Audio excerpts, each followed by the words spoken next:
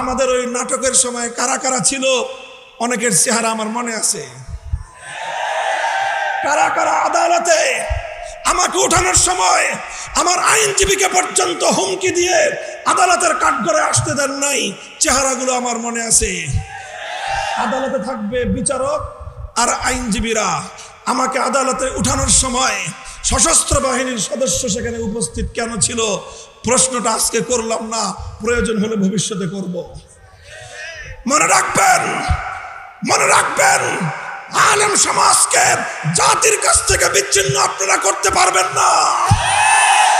কারণ ওলামায়ে কেরাম আল্লাহর জন্য কাজ করেন, আল্লাহর দ্বীনের জন্য কাজ করেন, হকের ঝান্ডা সমুন্নত করার জন্য কাজ করেন। জীবনের পরোয়া করার সময় নাই। বলে দেই, আবারও বলছি, হিন্দু ধর্মাবলম্বীরা তারা তাদের মন্দিরে মূর্তি কয়টা বানাবে সেটা নিয়ে আমাদের মাথা ব্যথা নাই। হ্যাঁ, একটা আফসোস আছে যে তারা সঠিক ধর্ম পেল না, ইসলাম ধর্ম গ্রহণ না করে জাহান্নামের পথে তারা চলতেছে, মনে ব্যথা আছে। কিন্তু তাদের মূর্তি নিয়ে আমাদের মাথা ব্যথা নাই। কিন্তু মুসলমানদের কোনো জাতীয় স্থাপনায় রাষ্ট্রীয় সম্পদ ব্যয় করে মূর্তি বানাবেন, আমরা মুখে আঙ্গুল দিয়ে চুষবো।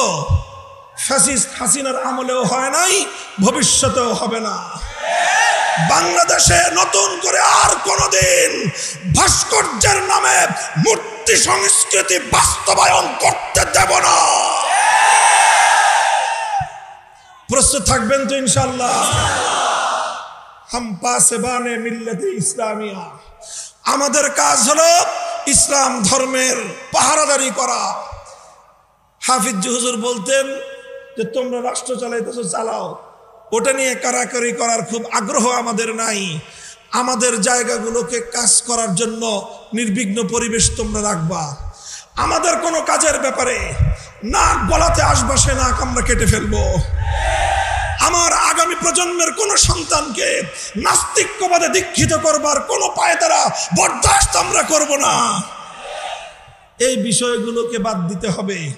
আগামী প্রজন্ম যেন ইসলামের নবী মুহাম্মদ আরবি সাল্লাল্লাহু আলাইহি ওয়াসাল্লামের সিরাত এবং তার জীবন সম্পর্কে যেন জানতে পারে।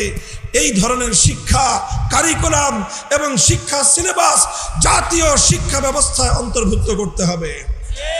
এগুলো যদি করেন, ইসলাম ধর্মটা যদি নির্বিঘ্ন নিরাপদ থাকে, আমরা যারা আল্লাহর জমিনে আল্লাহর দ্বীনকে গালেব করার আন্দোলন করি, সংগ্রাম করি, রাজনীতি করি, আমাদের রাজনীতি নিয়ে যদি কারো অ্যালার্জি চুলকানি না থাকে, তার ব্যাপারেও আমরা জিরো টলারেন্স নীতিতে যাব না।